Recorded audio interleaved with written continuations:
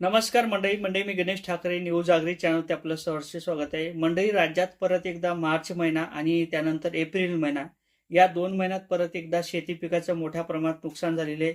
ज्या ज्या जिल्ह्यात शेती पिकाचं नुकसान झालेलं आहे त्या ठिकाणचे जे काही कृषी अधिकारी असतील, तलाठी असतील किंवा ग्रामसेवक असतील, यांच्या माध्यमातून शेती पिकाची पंचनामे हे सध्या सुरू झालेले आहेत. आणि त्याचबरोबर कृषी मंत्री भरणे मामा असतील, त्यानंतर मुख्यमंत्री फडणवीस असतील, यांच्या माध्यमातून सुद्धा शेती पिकाची पंचनामे तात्काळ करण्यात यावे असे काही आदेश देण्यात आलेले आहे. परंतु यामध्ये प्रामुख्याने जे काही आपल्या शेती पिकाचं नुकसान झालेलं आहे, मग फळबाग असेल, त्यानंतर तुमचा गहू असेल, त्यानंतर त्यानंतर तुमचं टरबूज असेल, त्यानंतर टमाटे असेल, भाजीपाला पिकं असेल, असे जे काही शेती पिकाचं झालेलं नुकसान असेल, त्यामध्ये शेती पिकाचं नुकसान झाल्यानंतर शेतकऱ्यांना सुद्धा आपल्या शेतीची माहिती किंवा पिकाची माहिती देणं बंधनकारक असते.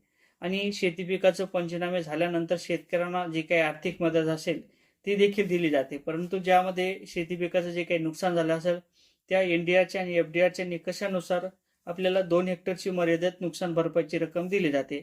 आता जे काही नुकसान भरपाईची रक्कम असेल त्या संदर्भात राज्य सरकार लवकरच निर्णय घेईल आणि त्यानंतर नुकसान भरपाईची जी काही रक्कम असेल ते देईल. परंतु ज्या पद्धतीने आपलं शेती पिकाचं यापूर्वी सुद्धा नुकसान झालं होतं, आपल्याला नुकसान भरपाईची रक्कम किंवा पेरणीचं अनुदान हे देण्यात आलं होतं. त्यामध्ये आपल्या जनावरांचं सुद्धा नुकसान झालं होतं. जनावरांची सुद्धा मोठ्या प्रमाणात हानी झाली होती. घराची सुद्धा मोठ्या प्रमाणात पडझड झाली होती आणि त्यानंतर जीवितहानी सुद्धा झाली होती. मनुष्य जीवितहानी सुद्धा मोठ्या प्रमाणात झाली होती. त्यानंतर राज्य सरकारच्या माध्यमातून आणि केंद्र सरकारच्या माध्यमातून आपल्याला पॅकेज जाहीर करण्यात आलं होतं. जवळपास 34 कोटीच्या वरती हे पॅकेज जाहीर करण्यात आलं होतं आणि त्या पॅकेजच्या अंतर्गत जे काही भूकलन असेल त्या भूकलनाची नुकसान भरपाई आणि जनावरांचं नुकसान आणि जीवितहानी झालेली असेल असं जे काही नुकसान भरपाईची अनुदान असतील ते शेतकऱ्यांच्या खात्यावरती जमा होण्याकरता सुरुवात झालेली आहे. काही दिवसात हे पैसे शेतकऱ्यांच्या खात्यावरती जमा सुद्धा केले जातील.